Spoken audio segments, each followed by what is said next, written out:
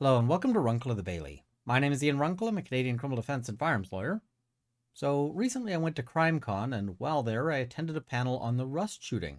This was put on by Jason Bowles, who was Hannah Gutierrez's lawyer, Dutch Merrick, a famous film armorer, as well as two personalities from Court TV. Now, I was not super impressed by this panel, and to tell you all the reasons why is going to take multiple videos, but one of the things is that Dutch Merrick had a theory for why Alec Baldwin was innocent. And it was kind of an interesting and novel theory. He said that basically he learned this from someone else who was talking about the functionality of the firearm that Alec Baldwin used to shoot Helena Hutchins. So we have an exact copy of that firearm.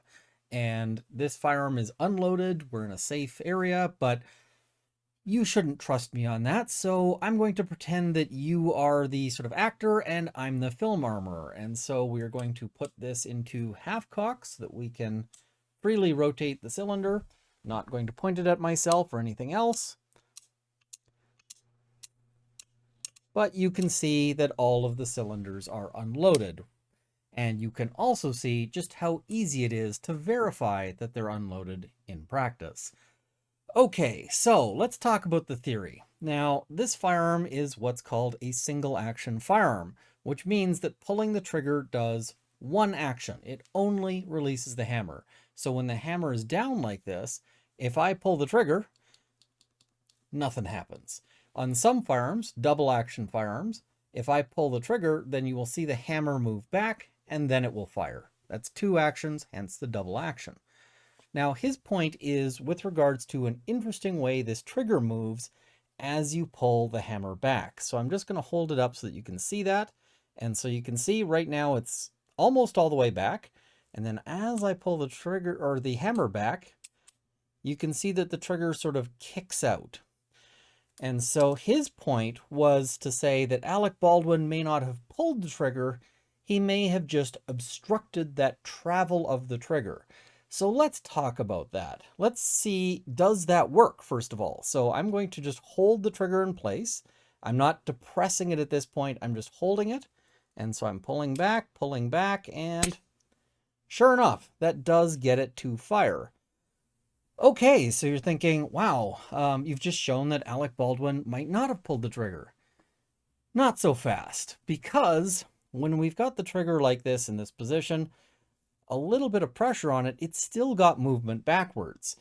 And so it's actually very difficult. I'm going to turn the firearm. I'm right-handed, so that's why I'm having to do it like this. It's actually very difficult to hold it in exactly that spot as you pull the hammer back because your finger tends to move.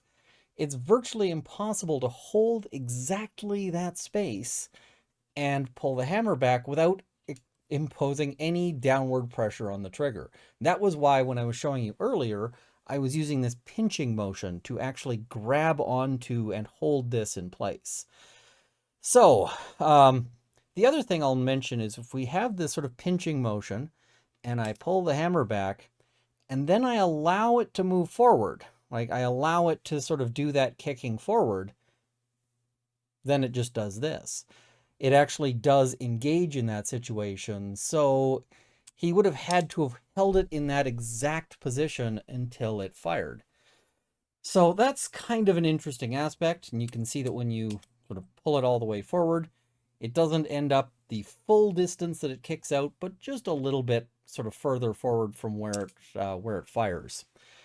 Now, the other thing that I think is a really big problem for this theory, aside from just the real difficulty of holding it in place without actually ending up pulling any further back, most people, of course, are not going to be able to do this, and to be able to sort of engage in this drawing back without pulling any further back requires really talented fingers, and I'll leave that as a question between Mr. Baldwin and his wife, but I don't think that's plausible.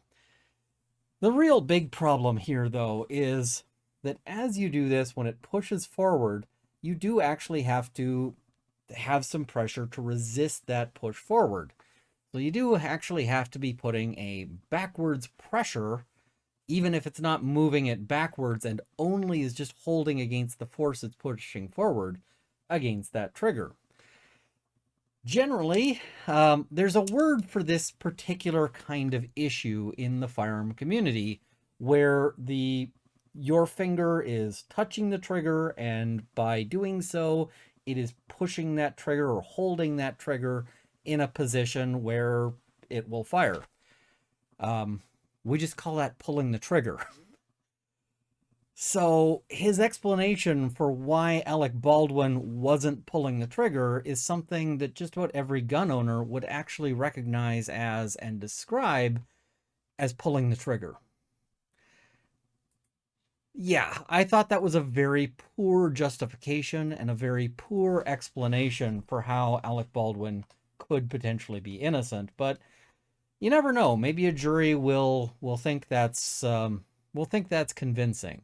I don't terribly think it's convincing having handled the firearm. I think it would be a very unusual and very difficult thing to imagine that he held the trigger in exactly the right place, because it's really actually quite difficult to do without sort of pinching down like that, holding it in place in that one specific spot.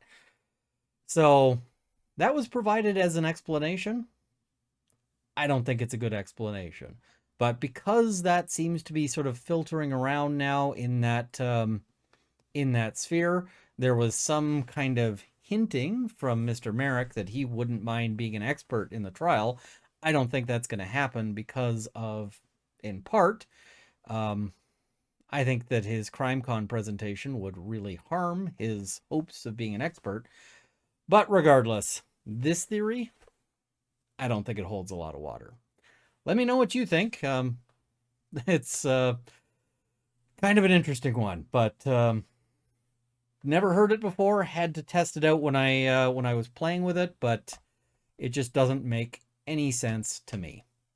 Anyway, thank you guys for watching. I hope you found this to be interesting or educational. If you have, please like this video, share it with your friends, subscribe to see more similar content. I'm going to be talking about the Rust trial. There's going to be a whole lot of further developments. I also want to talk and do a video about some other things that were revealed about what might happen at Alec Baldwin's trial at CrimeCon. So, thank you as well to my Patreon supporters. There's a link if you want to join them. At the $50 level, CCFR, Canada's National Firearms Association, and the Canadian Shooting Sports Association, as well as PJs Forever, Cielo, and Purple Dragonair. I also want to thank at the $20 level, Lindsay Metcalf, Larry Kalniak, Kyle Fox, Drunkle of the Baileys, Cameron Johnson, Andrew Elsich, Vicky, and Dorky Dane. Thank you as well to my $10 supporters who will be in the crawl immediately following. Thank you for watching. Hope this has armed you with knowledge.